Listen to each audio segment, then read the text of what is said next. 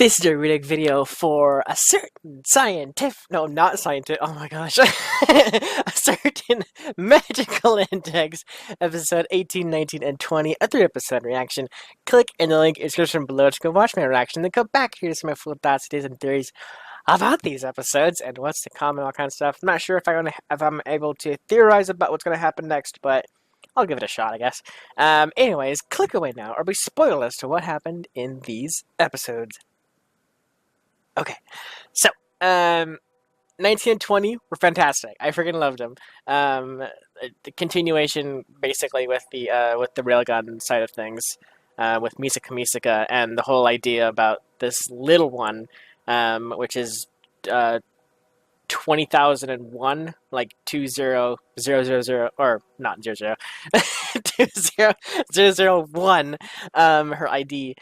She's 20,001. She is the command tower for the Misaka network, the sister network, we're going to call it. It's very cool, because that's actually, like, really interesting, because it makes sense, because otherwise, when they do kill the 20,000th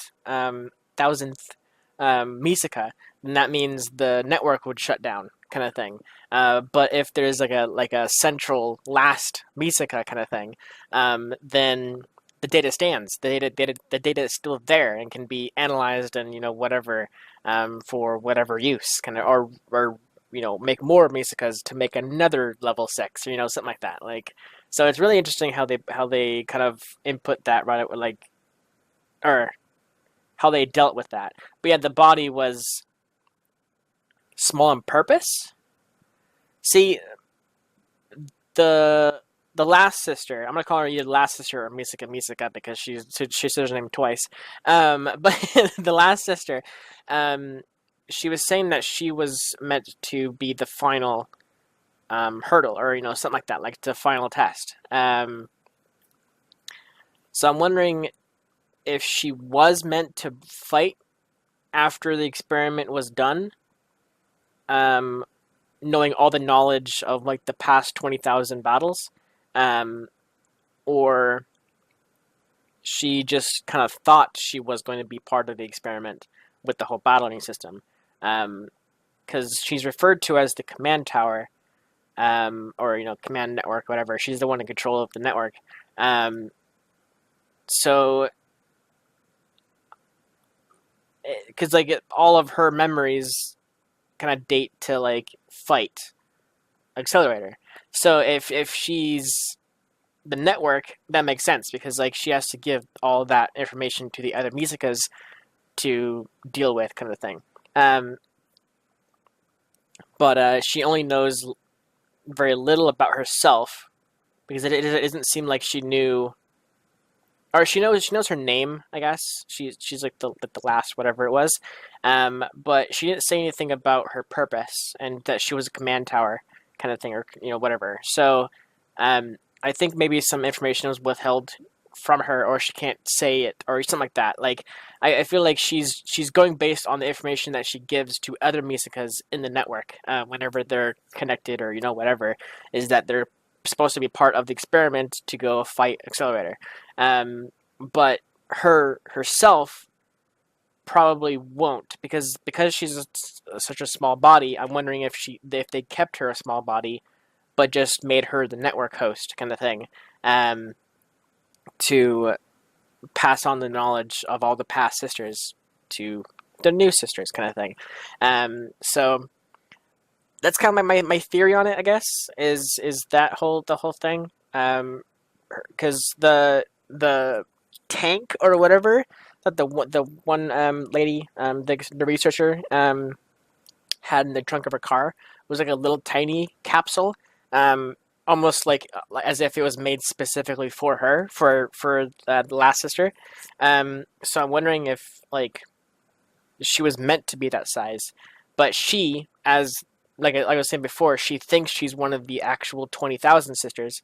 So she claims that she's not grown up, because all the other sisters are, like, grown up, kind of, compared to her.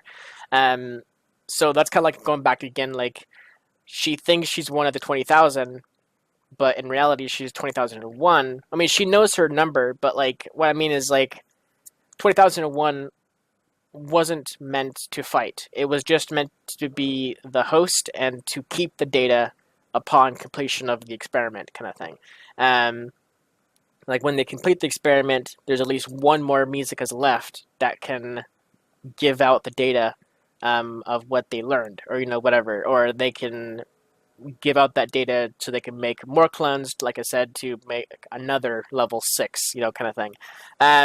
So I think that's what's happening here. That's about my theory. I mean, if what they said in the episode and everything does contradict my theory, let me know.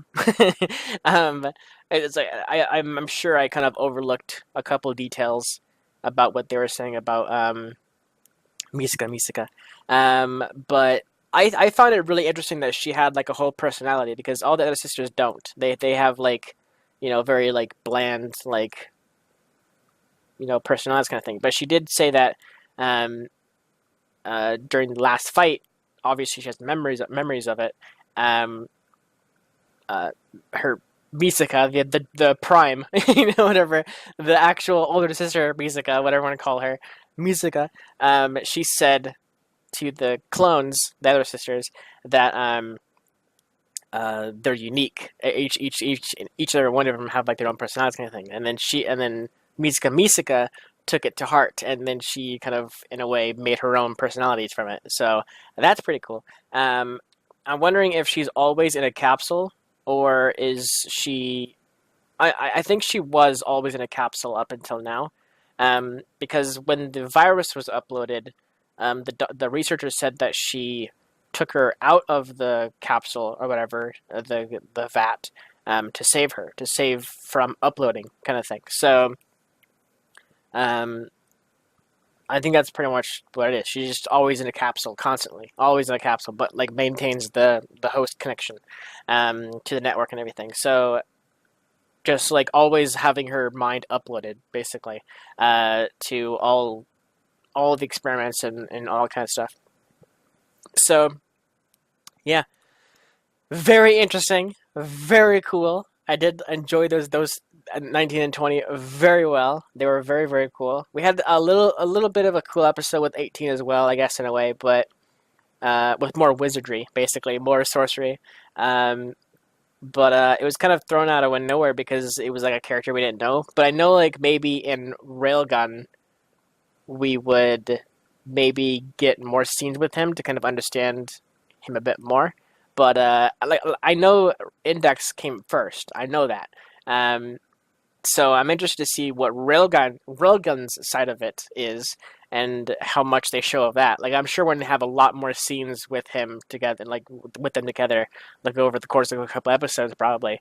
But it's very interesting to know that there's a character that we met just now, that we have like little to no information. I mean, it makes sense because Toma wouldn't know all the information, that Misaka's doing over on her side of the show, or whatever kind of thing. So it's really interesting to kind of see the difference, in like what the show shows us here versus what the show shows us over there, kind of thing. Because like I said, they're both two main characters. So like Toma's side of it, he doesn't know anything about this guy, kind of thing. He helps Misaka out, trying to get him away, or whatever, and then realizes that he's a sorcerer, takes him out.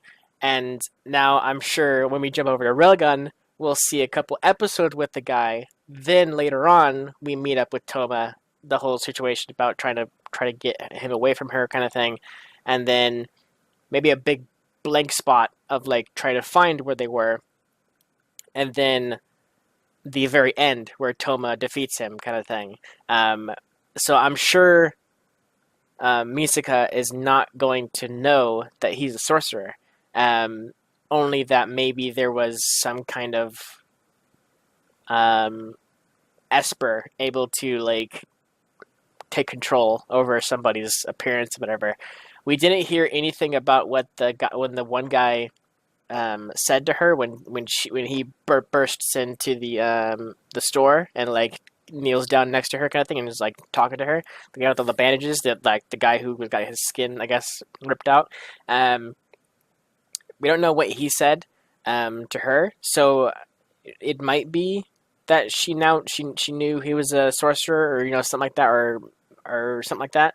I'm not even sure if the guy himself knew that he was a sorcerer, but um, I don't know. I'm interested to find out if there is any more information on Railgun's side of the story for this particular episode. I mean, just in general, I'm wondering if Misaka over on Railgun's side of the story is actually going to know about Misaka, the tower network. I'm wondering if the host network, whatever we call it, 20,001, like that one, the Misaka, little sister, the last sister. I'm wondering if Railgun is going to know anything about her, or see her, or whatever. Like I'm interested about that, as I've always wondered if Misaka could be able to keep one of the sisters around, just to have, just to have around kind of thing, talk to her, interact with her kind of thing, because all of the other Misakas share the memories of each other kind of thing. So that's what I was saying, like, if all the sisters go do something different, they all share the experience together and they become like an ultimate being kind of thing. So if at least one is around to hang around Misaka, then that means all the sisters effectively are around Misaka, and they can all benefit from hanging out with her and everything, and then learning a little bit of humanity and that kind of thing, because they've been dolls or guinea pigs up until now, kind of thing. So yeah, I'm interested to see what happens to the railgun side of things. I'm not sure as of right now which if we're going to continue with Index to the finale of season one, or if we're going to jump over to Railgun for their side of the story. Who knows? We will find out next week. Thank you so much for watching, and I'll see you guys next week for some more Railgun / Index. Thank you, buddy.